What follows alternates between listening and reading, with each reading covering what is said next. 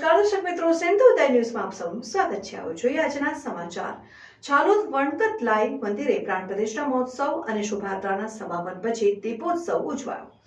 અગ્રવાલ સમાજની મહિલાઓ દ્વારા શ્રી રામ લખીને દીવડા પ્રગટાવીને રામધૂન સાથે ભજન કર્યા. ઝાલોદ નગરમાં રામ મંદિર પ્રતિષ્ઠા મહોત્સવને ભવ્યથી ભવ્ય રીતે ઉજવવામાં આવ્યો. નગરમાં રામ ભગવાનની શોભાયાત્રાનું સમાપન વણકતભાઈ મંદિર ખાતે કરવામાં આવ્યું. ત્યાં ઉપસ્થિત સૌ લોકોએ મહાપ્રસાદીનો લાભ લીધો.